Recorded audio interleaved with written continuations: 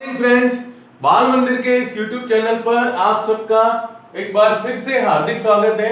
हमने last class के अंदर बात की थी वांडरवॉल्स त्रिज्या के बारे में। मैंने कहा था अपन लास्ट मतलब लेक्चर के अंदर नेक्स्ट लेक्चर के अंदर लेंगे। तो देखो वांडरवॉल्स त्रिज्या क्या होती है। देखो ये नाम जो दिया गया है ये उस वैज्ञानिक के नाम, वैज्ञानिक जो थे जिनका नाम था वांडरवॉल्स, उन्होंने ही इसकी खोज की थी, इसलिए इसको दे दिया वांडरवॉल्स त्रिज्या। ठीक है।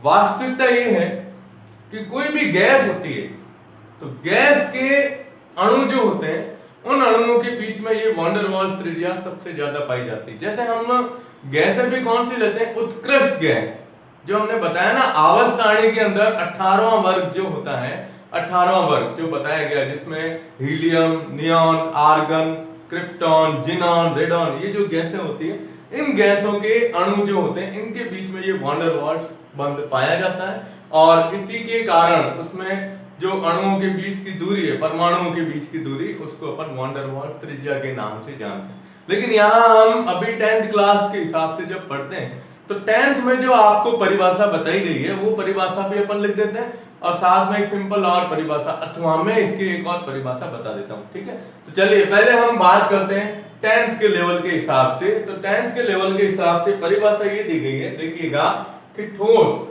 अवस्था, कौन सी, ठोस अवस्था में या ठोस अवस्था में पदार्थ के अणुओं में उपस्थित किन्हीं दो, कितने, दो अनाबंधित, अनाबंधित का मतलब होता है जिसके बीच में अनाबंधित या अबंधित, अबंधित यानी कोई परमाणु आपस में किसी भी बंध द्वारा जुड़े हुए नहीं हो, तो अनाबंधित या अबंधित परमाणुओं के बीच की कितने हैं, दो, ध्यान रखिएगा, दो परमाणु के बीच की दूरी का आधा क्या कहलाता है, वांडरवॉल्स त्रिज्या कहलाती है। वांडरवॉल्स त्रिज्या कहलाती, आधा मान जो होता है वो क्या कहलाता है, वांडरवॉल्स त्रिज्या कहलाती है। तो देखो क्या होता है कि परमाणु और परमाणु के बीच में किसी भी प्रकार का बंध नहीं हो, परस्पर एक दूसरे के पास में, जैसे ये परमाणु है, ये परमाणु है, अब इन दोनों परमाणु को पास पास में रख दिया, अब है तो बंध नहीं है दोनों के बीच में किसी भी प्रकार का, लेकिन ये परस्पर एक दूसरे से सटे हुए, निकटवर्ती है। अब इन दोनों के बीच की दूरी का आधा मान मतलब कितना हो जाएगा, ये दोनों के बीच दूरी ये है, अब इन दोनों के बीच की दूरी का आधा मान निकालोगे तो ये इसकी क्या होगी, ये जो बीच में पॉइंट देख रहे अपन, ये वांडरवॉल्स त्रिज्या कहलाएगी, है ना।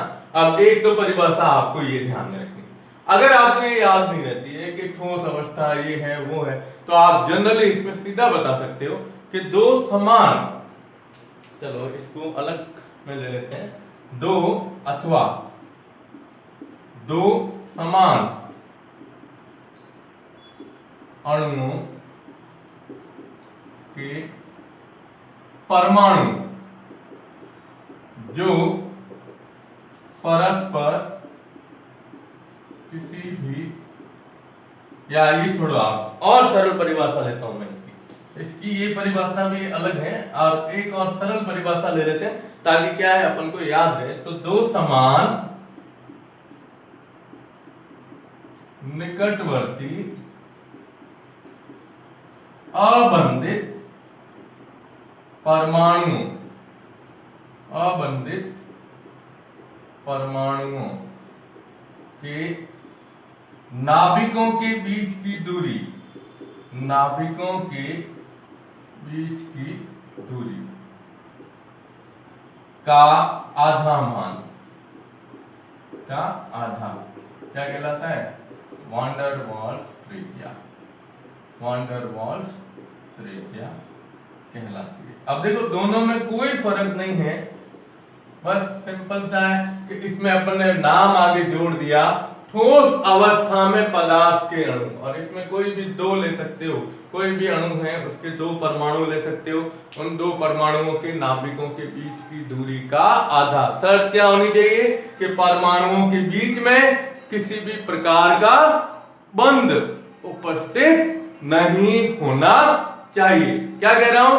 किसी भी प्रकार का बंध उपस्थित नहीं होना चाहिए, यही इसके बारे में अपन बात करते हैं। ओके, लेकिन वास्तव में क्या होता है कि जो ये वान डेर वाल्स त्रिज्या है, ये वान डेर वाल्स त्रिज्या भौतिक अवस्था पर निर्भर करती है। पदार्थ की जो भौतिक अवस्था है, आप जानते हो पदार्थ की अवस्थाएं तीन होती है, ठोस, द्रव और गैस। तो इसमें हम ये भी बता सकते हैं कि वान डेर वाल्स त्रिज्या लिखना पड़ेगा। वान डेर वाल्स त्रिज्या जो है वो पदार्थ की भौतिक अवस्था पर निर्भर करती है। पदार्थ की भौतिक अवस्था, कौन सी? भौतिक अवस्था पर निर्भर करती है। और इसके अंदर आपको बताना है कि जब पदार्थ कौन सी अवस्था में हो? ठोस अवस्था में हो। देखो यहां पर ये बताते हैं कि जब ठोस अवस्था है पदार्थ की, तो ठोस अवस्था में वान डेर वाल्स त्रिज्या, वान डेर वाल्स त्रिज्या क्या होती है? सबसे कम। क्या होती है? सबसे कम। और गैस अवस्था जब होगी, कौन सी? गैस अवस्था। तो गैस अवस्था के अंदर हमेशा वान डेर वाल्स त्रिज्या जो होती है, तो गैस अवस्था में हम बता सकते हैं कि वान डेर वाल्स त्रिज्या क्या होती है? सबसे अधिक। वान डेर वाल्स त्रिज्या सबसे अधिक होती है। ये आपको पॉइंट ध्यान रखना है, ठीक है। और एक चीज और बताई गई है कि वान डेर वाल्स त्रिज्या का जो मान है वह सबसे अधिक होगा। यानी देखो ये एक अलग से आपको पॉइंट बता देता हूं कि सबसे ज्यादा मान होता है वान डेर वाल्स त्रिज्या का, सबसे अधिक वान डेर वाल्स त्रिज्या। इससे कम धात्विक त्रिज्या, कौन सी? धात्विक त्रिज्या। और उससे भी कम कौन सी होती है? सहसंयोजक त्रिज्या, सहसंयोजक त्रिज्या। अब देखो आप, ये इंपॉर्टेंट है कि वान डेर वाल्स त्रिज्या सबसे बड़ी होती है, उससे कम धात्विक त्रिज्या, सबसे कम। क्यों? क्योंकि वान डेर वाल्स त्रिज्या में परमाणु परस्पर किसी भी बंध से जुड़े हुए नहीं रहते हैं। धात्विक त्रिज्या होती है कि एक ठोस क्रिस्टल में परमाणुओं के नाभिकों के बीच की दूरी, जो परस्पर एक दूसरे से सटे हुए रहते हैं। और सहसंयोजक त्रिज्या मतलब एक सहसंयोजक बंध से जुड़े हुए परमाणुओं के नाभिकों के बीच की दूरी का मान। तो इन दोनों में बंध नहीं होता है, ये तो अनाबंधित होती है। इसमें निकटवर्ती होते हैं जो धात्विक बंध से जुड़े हुए रहते हैं, और सहसंयोजक बंध के द्वारा जुड़े हुए यौगिक। तो ये आपको क्रम ध्यान रखना है, वान डेर वाल्स त्रिज्या, धात्विक त्रिज्या और सहसंयोजक त्रिज्या। ओके, तो आप क्या करो, पहले इसका स्क्रीनशॉट ले लो। ओके, तो अब हम लेते हैं इसका सेकंड लास्ट पॉइंट। जैसे अभी परिभाषा लेंगे अपन, धात्विक त्रिज्या के बारे में थोड़ा सा इसकी परिभाषा बता देता हूं, और फिर पार्ट का लास्ट पॉइंट अपन कौन सा लेते हैं, ये इसी के साथ में है, परमाणु आकार के साथ में दिया हुआ है, ठीक है ना। तो इसको आप जनरली ध्यान रखोगे, ज्यादा इसमें अपने को उलझने की जरूरत नहीं है, थोड़ा सा ध्यान रखना है। तो धात्विक त्रिज्या की परिभाषा बता देता हूं, और फिर अपन इस पार्ट का लास्ट पॉइंट लेते हैं। आज ही अब इस पार्ट को खत्म करेंगे अपन, ठीक है ना। चलिए, इस पार्ट का लास्ट पॉइंट है धात्विक और अधात्विक गुणधर्म। सबसे पहले तो आपको इसमें ये बताना है कि धात्विक गुणधर्म क्या होते हैं, अधात्विक गुणधर्म क्या होते हैं। धातु किसे कहते हैं? धातु हमेशा क्या होती है कि एक परमाणु जब इलेक्ट्रॉन त्यागता है तो धनायन में परिवर्तित होगा। तो देखो पहले तो एक इसकी परिभाषा लिख देता हूं यहां पे, धात्विक त्रिज्या। तो इसकी परिभाषा थोड़ा सा ध्यान रखिएगा, ठीक है। धात्विक त्रिज्या का मतलब क्रिस्टल जालक में उपस्थित तो निकटवर्ती धातुओं दो निकटवर्ती परमाणु के नाभिकों के बीच की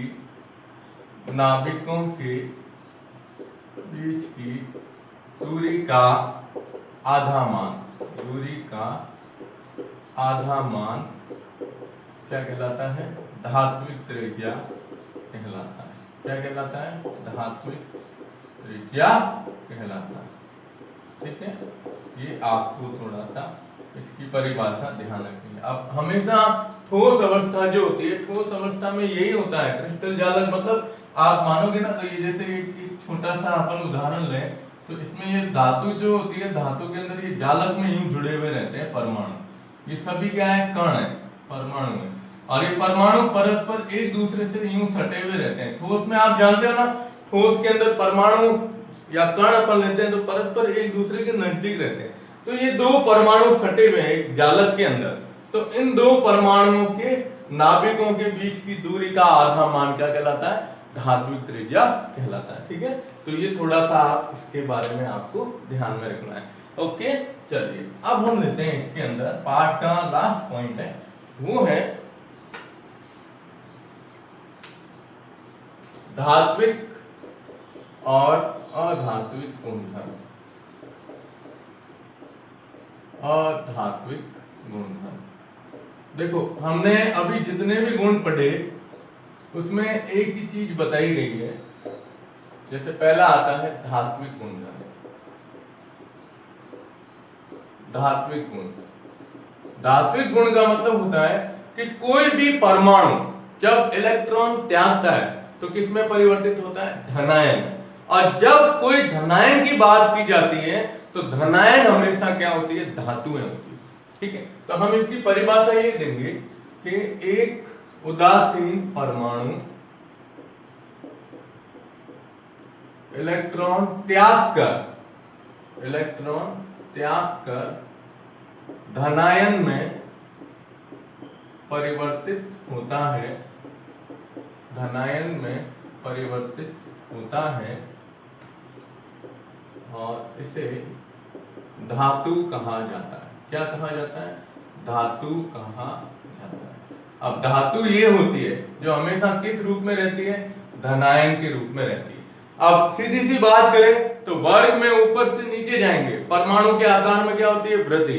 इलेक्ट्रॉन आसानी से निकल सकता है, तो इसमें ये सिंपल सा बताते हैं, वर्ग में ऊपर से नीचे जाने पर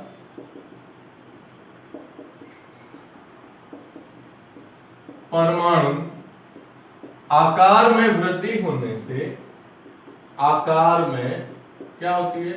वृद्धि होने से वह आसानी से इलेक्ट्रॉन त्यागता है, आसानी से इलेक्ट्रॉन त्याग कर क्या बनाता है? धनायन बनाता है, जिससे धात्विक गुणों में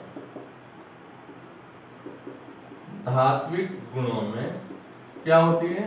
वृद्धि। अब आपको पता है ना धातु क्या होती है? धातु के अंदर क्या क्या गुण पाए जाते हैं, बता सकते हो आप? धातु कठोर होती है, आघात वर्धनीय होती है। आघात वर्धनीय का मतलब क्या हुआ? धात्विक गुण, जैसे अपन लेते हैं ना, धात्विक गुणों में वृद्धि होती है। तो धात्विक गुणों के अंदर आपको ये पॉइंट ध्यान रखने हैं, क्या कि पहला स्वयं में चमक, धातु खुद क्या होती है? चमकीली। दूसरा कठोर। तीसरा विद्युत और ऊष्मा की क्या होती है? सुचालक, ऊष्मा की सुचालक होती है।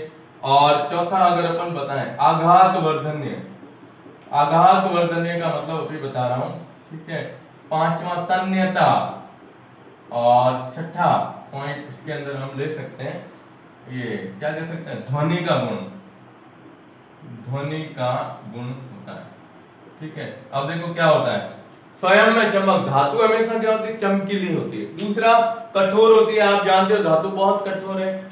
ऊष्मा और विद्युत और ऊष्मा की क्या होती है? सुचालक होती है, यानी इसमें विद्युत धारा भी प्रवाहित की जा सकती है, ऊष्मा भी इसके अंदर प्रवाहित होती है ना। आपने पढ़ा होगा छोटी क्लासों के अंदर कि लोहे की तार को जब अपन छड़ को गर्म करते हैं तो एक सिरे को गर्म करते हैं, फिर थोड़ी देर बाद हमारा हाथ भी जलना शुरू हो जाता है, कारण कि वहां से उस सिरे से यहां तक दूसरे सिरे तक ऊष्मा का क्या होता है, संचालन होता है, तो वो धातु होती है। आघात वर्तने का मतलब होता है कि जब आप उसके ऊपर प्रहार करोगे तो प्रहार करते ही पतली चद्दर के रूप में परिवर्तित होगी। पतली किसमें, चद्दर के रूप में, तो पतली चद्दर का रूप होता है, इसका मतलब ये आघात वर्धनीय है। और तन्यता, तन्यता का मतलब ये है कि धातु को गर्म करके जब हम उसको खींचते हैं तो पतली तार के रूप में परिवर्तित होगी, खींचते जाओगे पतली तार के रूप में बदल दी जाती है। फिर ध्वनि का गुण, ध्वनि मतलब आप धातु का कोई भी ऐसा अपन बर्तन लें और उसके ऊपर जोर से प्रहार करते हैं तो उसमें कंपन होता है, ध्वनि उत्पन्न होती है। तो ये कुछ गुण हैं इसके, किसके, धातुओं के। और धातु का सबसे मेन गुण यही है, कौन सा, कि इलेक्ट्रॉन त्याग कर किसमें परिवर्तित होना, धनायन में परिवर्तित होना। तो वर्ग में ऊपर से नीचे जाएंगे तो इलेक्ट्रॉन जब आसानी से त्यागा जाता है, तो इलेक्ट्रॉन आसानी से त्यागने का मतलब क्या हुआ कि उसके धात्विक गुणों में क्या हुई है, वृद्धि हुई है। ठीक है, तो आप इसका स्क्रीनशॉट ले लो। ओके, और आवर्त में जब कहते हैं अपन कि आवर्त में बाएं से दाएं जाएंगे तो धात्विक गुणों में क्या होगी, कमी होगी, कारण कि इलेक्ट्रॉन आसानी से नहीं त्यागा जा सकता है। तो हम इसमें ये लिखेंगे कि आप इसमें ये बताओगे कि आवर्त में बाएं से दाएं जाने पर, सीधा सा बताते हैं अपन, चलो देखो एक लाइन बता देता हूं कि आवर्त में बाएं से दाएं जाने पर क्या होता है, नाभिकीय आकर्षण बल में वृद्धि होती है, तो इलेक्ट्रॉन आसानी से नहीं त्यागा जाएगा। तो आवर्त में बाएं से दाएं जाने पर नाभिकीय, बाएं से दाएं जाने पर नाभिकीय आकर्षण बल, नाभिकीय आकर्षण बल में वृद्धि होने से इलेक्ट्रॉन आसानी से नहीं त्यागा जाता,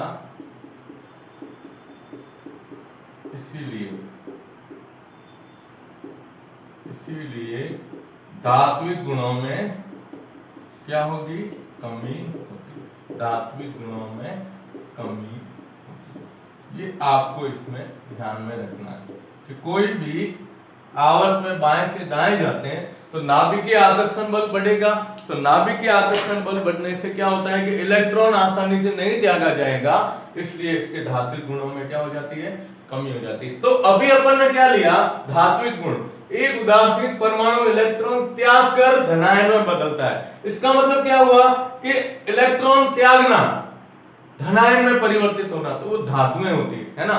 और आवर्त सारणी में बाईं ओर सभी क्या है, धातुएं विशेष तौर पे।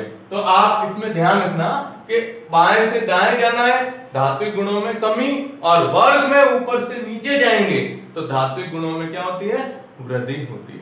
ठीक है, तो आप इसका स्क्रीनशॉट ले लो और लास्ट पॉइंट लेते हैं इसका अधात्विक गुणधर्म के बारे में। ठीक है, चलिए अब देखो लास्ट पॉइंट आता है इसका अधात्विक गुणधर्म। तो अधात्विक गुणधर्म के अंदर यही परिभाषा इसमें कैसे बनती है कि अधातु हमेशा इलेक्ट्रॉन क्या करती है, ग्रहण करती है। अधातुएं क्या करती है, इलेक्ट्रॉन ग्रहण करती है। चलो इसको ले लेते हैं अभी अपन, और फिर 5 मिनट के अंदर या 4 मिनट के अंदर अपन इस पाठ को पूरा वापस एक बार क्या कर देते हैं, रिवाइज कर देते हैं। ठीक है, चलिए अब अधात्विक गुणधर्म के बारे में अपन लेते हैं।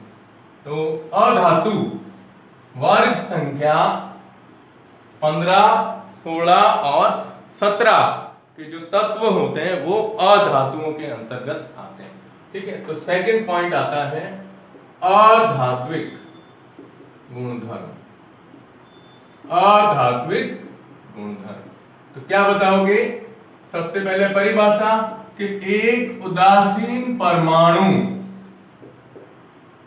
इलेक्ट्रॉन ग्रहण करके, अब क्या जाएगा, इलेक्ट्रॉन ग्रहण कर और किस में बदलता है, ऋणायन में परिवर्तित होता है, ऋणायन में बदलता है तो यह गुण या तो इसे अधातु कहा जाता है, अधातु कहा जाता है ना। अब वही बात कि आवर्त में बाएं से दाएं जाने पर, बाएं से दाएं जाने पर क्या होगा, अधात्विक गुणों में वृद्धि होती है, अधात्विक गुणों में वृद्धि होती है। उल्टा है, ध्यान रखना, धात्विक गुण कम होते हैं, अधात्विक गुण क्या होते हैं, बढ़ते हैं। क्यों बढ़ते हैं? क्योंकि नाभिकीय आकर्षण बल बढ़ेगा, तो नाभिकीय आकर्षण बल बढ़ने से आवर्त में बाएं से दाएं जाते हैं, परमाणु का आकार क्या होता है, छोटा होता है। तो इसमें ध्यान रखिएगा कि नाभिकीय आकर्षण बल में वृद्धि होने से इलेक्ट्रॉन आसानी से क्या हो सकता है, ग्रहण किया जा सकता है। तो इसमें ये बताओगे आप कि नाभिकीय आकर्षण बल में वृद्धि होने से इलेक्ट्रॉन आसानी से क्या कर सकता है, ग्रहण किया जाता है, ग्रहण किया जाता है। इसी कारण क्या होता है, इसके गुणों में वृद्धि होती है अधातुओं के। अब अधातुओं के गुण कौन से हैं? तो सबसे पहला ये विद्युत और ऊष्मा की, विद्युत और ऊष्मा ये क्या होती है, कुचालक होती है। बहुत ही कम, इसमें अपवाद आपको ध्यान रखना है। ग्रेफाइट जो कार्बन का अपर रूप है, जो विद्युत का क्या होता है, सुचालक होता है। दूसरा भंगुरता, उसमें हमने लिखा था आघात वर्धनीय, ये कठोर होती है, ये कठोर नहीं होती है, इतनी नॉर्मल चीज होती है, लेकिन ये क्या है, भंगुर प्रवृत्ति। भंगुर प्रवृत्ति का मतलब होता है कि जैसे कांच है, कांच को नीचे गिराओ तो क्या हो जाता है, बिखर जाएगा। उसी तरीके से इसके अंदर भी क्या होता है, भंगुरता का गुण पाया जाता है। अब उसमें आघात वर्धनीय नहीं, उसमें आघात वर्धनीय है, सॉरी, इसमें आघात वर्धनीय का गुण नहीं होता है। इसमें तन्यता नहीं होती, तन्यता नहीं होती, और चमक भी नहीं होती है, चमक भी नहीं होती है। लेकिन एकमात्र अपवाद ध्यान रखना, आयोडीन की चमक होती है, आयोडीन की क्या होती है, चमक, ठीक है। और भंगुरता है, ठीक है। विद्युत और ऊष्मा के कुचालक, इसमें अपवाद किसका याद रखोगे, ग्रेफाइट का, किसका, ग्रेफाइट का, ठीक है। बाकी सब धातु है। अब वो धातु के बारे में चलो अलग था। तो विद्युत की क्या होती है, विद्युत और ऊष्मा की कुचालक होती है। अधातुएं भंगुर प्रवृत्ति की होती है, तन्यता नहीं पाई जाती, चमक नहीं पाई जाती है, ध्वनि उत्पन्न नहीं की जा सकती है। तो ये सभी क्या होते हैं, अधातुओं के गुणधर्म। कुल मिला के जो आप धातुओं के गुण बताते हो उसका बिल्कुल अपोजिट, अपन कहते हैं ना अंतर बताओ, तो पहले धातुओं के गुण लिख दो, फिर उसके उल्टा लिख दो उसके सामने। मतलब विद्युत की सुचालक है धातु, तो ये कुचालक होती है, ऊष्मा की, फिर उसके बाद ये गुण आप इसके अंतर्गत बता सकते हो, ठीक है। तो ये आवर्त के बारे में हम ये कहेंगे कि आवर्त में बाएं से दाएं जाते हैं तो इसके अंदर ये परिवर्तन होता है। लेकिन ये तो आवर्त की बात हुई, और वर्ग में ऊपर से नीचे जाने पर, ऊपर से नीचे जाने पर अधात्विक गुणों में क्या होती है, कमी होती है, अधात्विक गुणों में कमी होती है। अब कमी का कारण बता सकते हो, क्या कारण बताओगे? कारण यही होगा इसके अंदर कि जब ऊपर से नीचे जाते हैं तो ये परमाणु का आकार बढ़ेगा, तो परमाणु का आकार जितना अधिक होगा, नाभिकीय आकर्षण बल में कमी होने से इलेक्ट्रॉन आसानी से प्रवेश नहीं करता है। तो ये आपके इसके अंतर्गत आया धात्विक और अधात्विक गुण क्या होते हैं, ठीक है। तो आप इसका स्क्रीनशॉट ले लो। ओके, तो आज हमने यहां तक ये अपना लेसन कंप्लीट हो जाता है। अब मैं आपको इसको सिंपल वे में रिवाइज कर देता हूं 1 मिनट में। देखिए, सबसे पहले हमने पढ़ा पहले लेक्चर के अंदर परमाणु के बारे में। परमाणु क्या होता है, परमाणु को किस प्रकार से प्रदर्शित करते हैं। तो परमाणु क्या है, तो पदार्थ का वह छोटे से छोटा कण जिसे विभाजित नहीं कर सकते, और क्या बताओगे? चलो अपन इसको सिंपल मैं लैंग्वेज में बोल देता हूं ये, क्योंकि अब लिखने में टाइम लगता है इसके अंदर। चलो रिवाइज। देखो सबसे पहले अपन ने लिया परमाणु। परमाणु क्या होता है, परमाणु के बारे में, परमाणु की परिभाषा। परमाणु के अंदर कितने कण पाए जाते हैं, तो electron, proton, neutron, anti neutron, है ना, और न्यूट्रिनो, ये और मेसॉन, ठीक है, ये सारे इसके अंदर क्या होते हैं, उपकरण पाए जाते हैं। फिर हमने लिया, देखो पहले परिभाषा किसकी, परमाणु की, उसके बाद उपकरण कौन कौन से थे तो वो अपन ने लिए, उसके बाद आता है परमाणु मॉडल, ठीक है।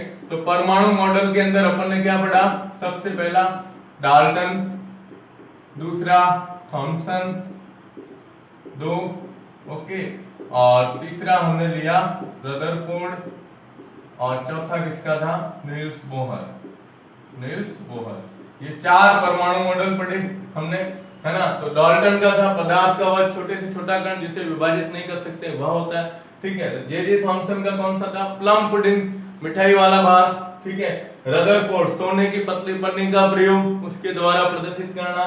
फिर नील्स बोहर जिसे तरंग अभियांत्रिकी के अंतर्गत कहते हैं। ध्यान रखना नील्स बोहर परमाणु मॉडल में वो दो चीजें, कौन सा, अपकेंद्रीय बल और अभिकेंद्रीय बल वाली साथ में जरूर जोड़ना, ठीक है, कि परमाणु के साथ, परमाणु में इलेक्ट्रॉन जब नाभिक के चारों ओर चक्कर लगाता है तो उसमें दो बल कार्य करते हैं, एक नाभिक के द्वारा लगाया गया आकर्षण बल अभिकेंद्रीय, और एक इलेक्ट्रॉन की गति के कारण लगने वाला बल। फिर इलेक्ट्रॉन भरने का क्रम, इलेक्ट्रॉनिक विन्यास हमने लिया था इसके अंदर।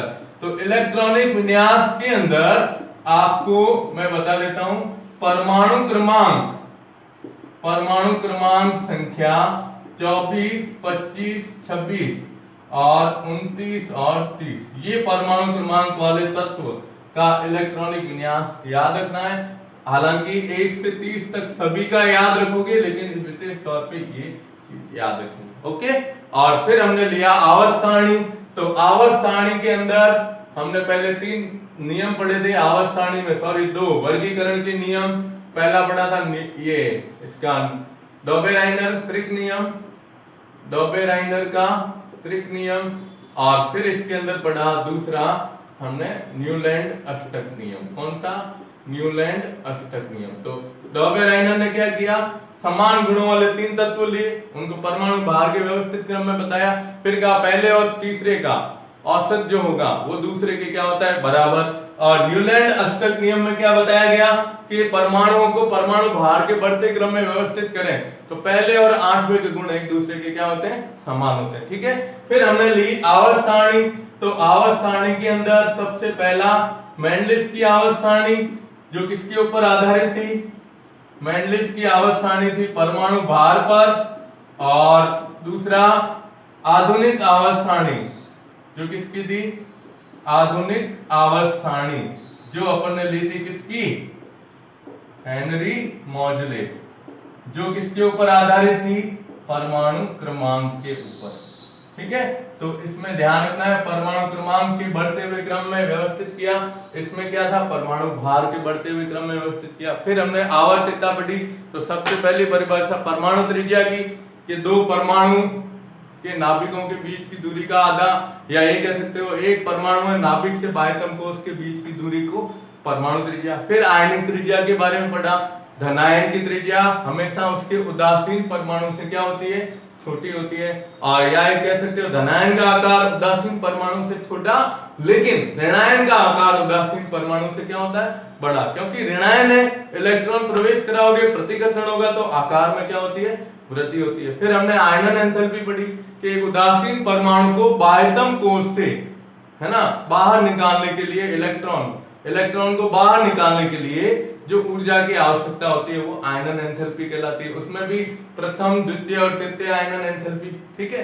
फिर हमने लिया आगे आयनन एंथैल्पी के बाद इलेक्ट्रॉन लब्धि एंथैल्पी। तो इलेक्ट्रॉन लब्धि एंथैल्पी मतलब एक उदासीन परमाणु जब इलेक्ट्रॉन ग्रहण करता है तो ग्रहण करके खुद तो बन जाएगा ऋणायन में, लेकिन उस समय जो ऊर्जा निकलती है उस ऊर्जा को इलेक्ट्रॉन लब्धि एंथैल्पी कहते हैं। और फिर पढ़ा विद्युत ऋणता। तो विद्युत ऋणता किसे कहते हैं, विद्युत ऋणता का मतलब ये हुआ कि एक परमाणु द्वारा इलेक्ट्रॉन को अपनी तरफ आकर्षित करने की प्रवृत्ति विद्युत ऋणता कहलाती है। फिर हमने लास्ट लेक्चर में पढ़ा संयोजकता।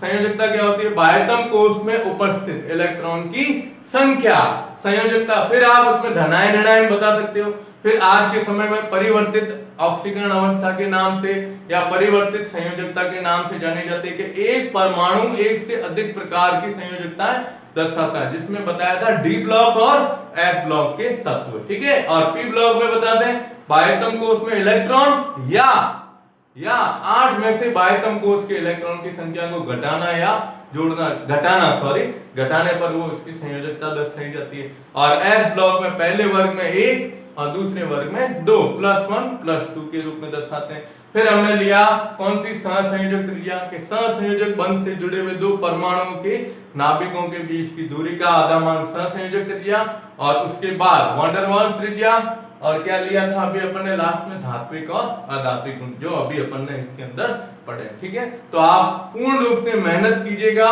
इस पाठ को बहुत अच्छी तरीके से पढ़ना। सबसे ज्यादा नंबर का केमिस्ट्री में 5 नंबर का ये लेसन है, ठीक है ना। तो आप YouTube चैनल को ज्यादा से ज्यादा सब्सक्राइब कीजिएगा। धन्यवाद।